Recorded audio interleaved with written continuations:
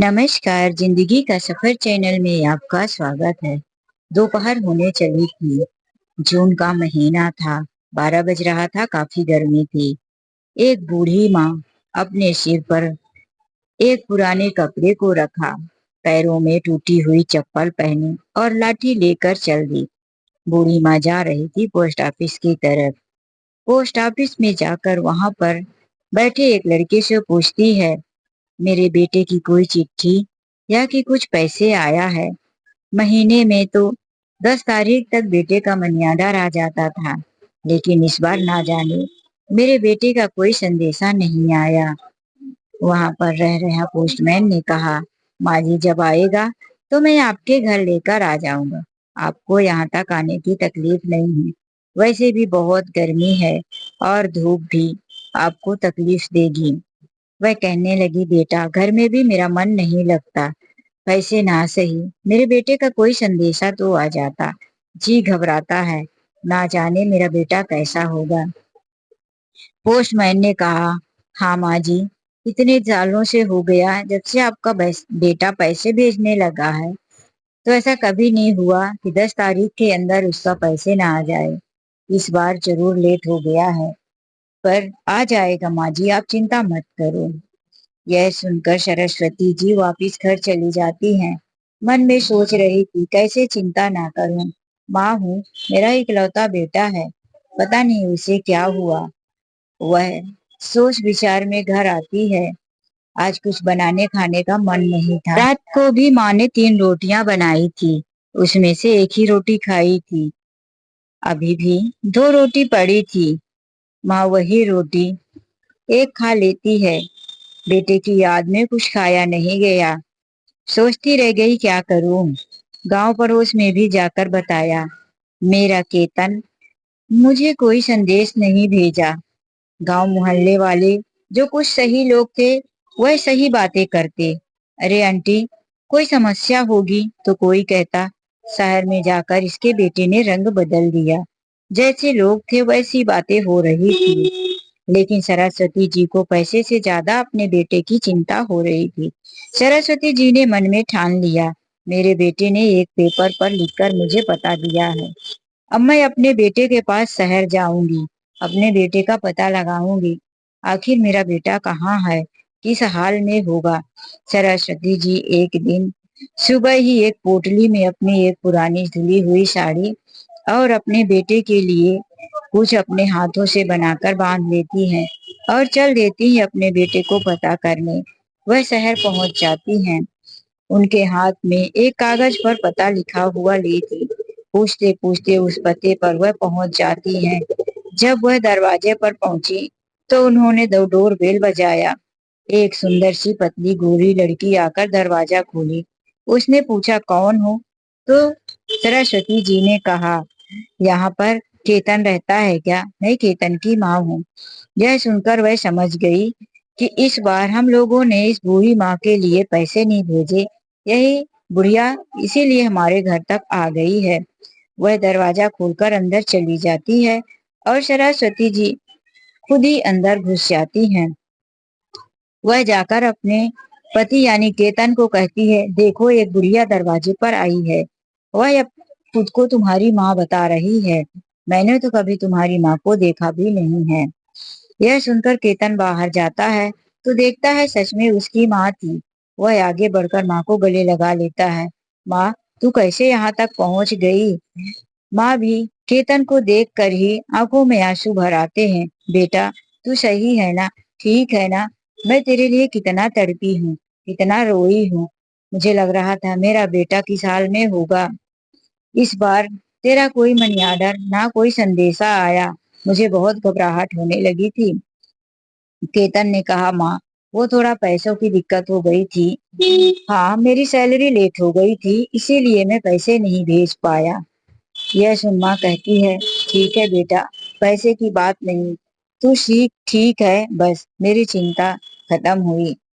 अब केतन माँ से मिलकर उसे बिठा देता है और केतन की पत्नी रीना उससे आकर कहती है, अंदर आओ। तो अंदर बुलाकर कहती है, अरे देखा ना इस बुढ़िया को, पैसे के लिए इतनी दूर तक आ गई। गांव के लोग इतने लालची होते हैं, आज पता चला। केतन कहता है, कैसी बातें करती हो यार, मेरी माँ है, उसे मेरे लिए चिंता हो रही थी। मेरी माँ के लिए कुछ खाने की व्यवस्था कर दो। उसकी पत्नी ने कहा, मेरे पास अभी इतना समय नहीं है, किचन में कुछ भी पड़ा होगा दे दो। केतन अपनी माँ के लिए खुद से ही किचन में रखी हुई सब्जी और रोटी ले जाकर देता है। ले माँ, तू कुछ खा ले, फिर नहा धो ले। माँ कहती है, बेटा मैं पहले नहा लूंगी, उसके बाद भी जो कुछ खाऊंगी तो खाऊंगी। केतन माँ को बाथरूम का रास्ता दिखाता है और माँ नहा धोकर मंदिर ढूंढने लगती है। कोने में एक छोटा सा मंदिर था जिसमें केतन पूजा किया करता था। माँ ने भगवान को प्रणाम किया, तिलक लगाया, फिर केतन को बोली, ला दे। क्या दे रहा था? वैसे भी कई दिनों से तेरे लिए भूख प्यास में तड़प ही रही थी। केतन ने अपनी माँ को पतली पतली दो रोटियां और सब्जी दी। केतन की माँ सब्जी रोटी खा ली और केतन को बोली, बेटा एक रोटी और होगी तो ला दे। लेकिन किचन में रोटी नहीं थी। केतन ने कहा, माँ वो तेरी बहू की थोड़ी तबीयत खराब है, इसीलिए मैं कुछ बाहर से मंगा देता हूँ। माँ ने कहा, पागल, बहू की तबीयत खराब है तो मुझे क्यों नहीं बताया? मैं ही कुछ कर लेती। रहने दे, मैं बाहर का कुछ नहीं खाती। शाम को माँ ने किचन के काम किया और बहू कमरे में सोती पड़ी रह गई। उसकी कोई तबीयत खराब नहीं थी। वह तो सास को उस घर में देख कर ही गुस्से से मूड खराब कर ली थी। उसे बोझ लग रही थी बूढ़ी और गांव की देहाती औरत। देहाती सास। केतन अपनी पत्नी को बहुत समझाता, लेकिन उसकी पत्नी मानती ही नहीं थी। वह कहती, कभी बाहर से खा लेते हैं, कभी थोड़ा कुछ बना लिया। अब तुम्हारी माँ के लिए मैं किचन में नहीं काम करूंगी।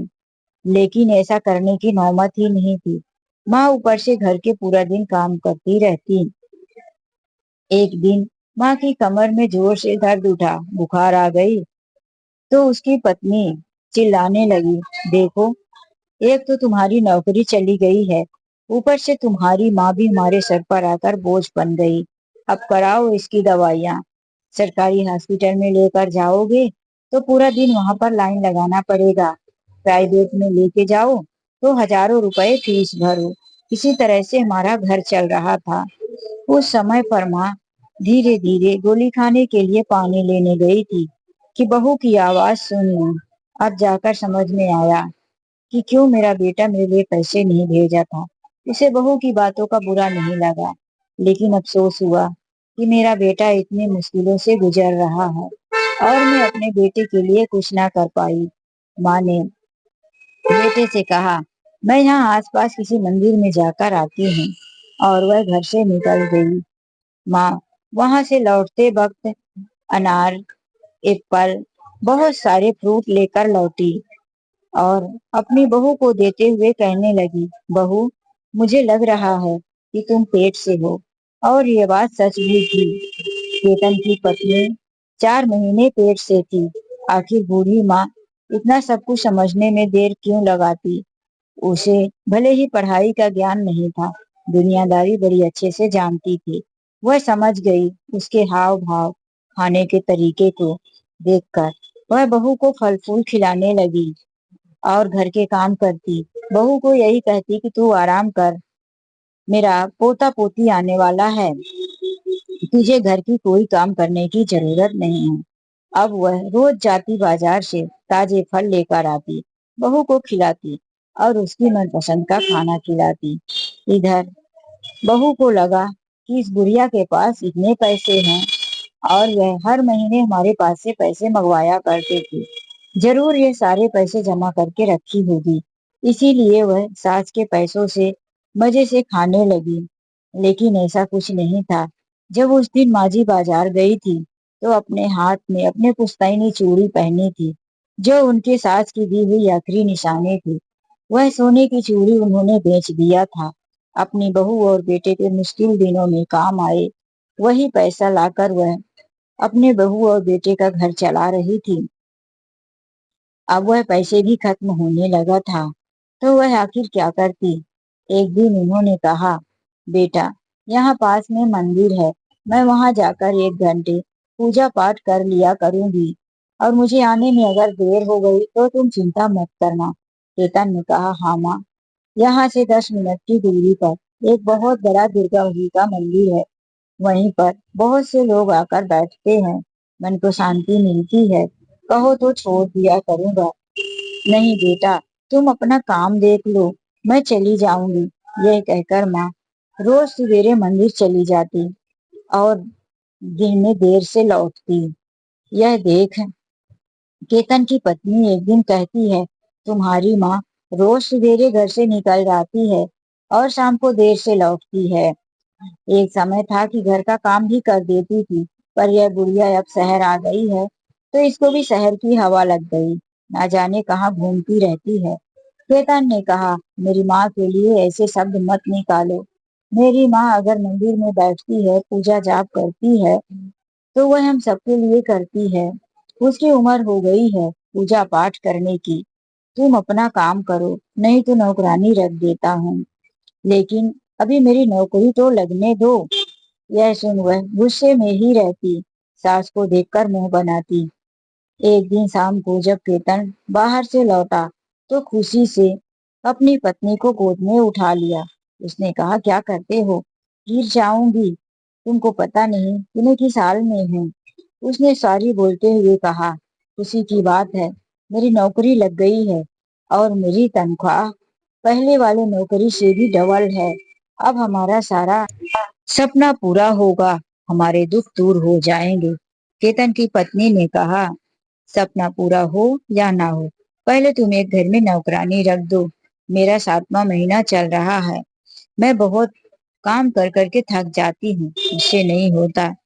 केतन ने कहा, मैंने पहले ही सोच लिया है कि सबसे पहले घर में एक नौकरानी रखूंगा। तुम चिंता मत करो, अब बस तुम आराम करना।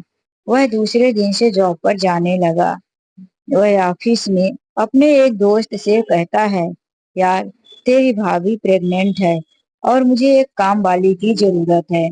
उसने कहा, काम वाली? मेरे यहाँ 1 महीने से एक बूढ़ी औरत आती है। वह पूछ भी रही थी कि किसी और के घर में झाड़ू पोछा करने का काम होगा तो बता देना। एक घर में काम करके उसका काम नहीं हो पा रहा, उसे और भी पैसों की जरूरत है। केतन ने कहा, ठीक है, ऑफिस के बाद जब छुट्टी होगी तो चलते चलते उस औरत से मिल भी लूंगा। शाम को केतन जब अपने दोस्त के साथ उसके घर पहुंचा तो उसके यहाँ काम करने वाली बूढ़ी औरत शाम को खाना बने हुए जूठे बर्तन जो बचे थे उनको साफ कर रही थी। उसने आवाज दिया, ओ आंटी, आप बोल रही थी ना कि आपको एक और काम चाहिए। लो आंटी, आपका काम हो गया, आप खुद ही बात कर लो। सरस्वती जी आवाज सुनकर अपनी पुरानी साड़ी को अपने पल्लू से हाथ पोंछते हुए बाहर आकर कहती है, हाँ बेटा, मैं बात करती हूँ। जैसे ही वह अपनी नजरें उठाई, सामने उनका बेटा केतन खड़ा था। उनके पैरों तले जमीन सरक गई। केतन ने जब अपनी माँ को देखा, केतन का भी वही हाल था। माँ, तू यहाँ? तू तो मंदिर बोलकर जाया करती थी। सरस्वती जी ने कहा, बेटा, मुझसे तुम लोगों का तकलीफ देखा नहीं गया। तुम लोग काफी परेशान थे। मुझे पता चल गया था कि तुम्हारी नौकरी चली गई है।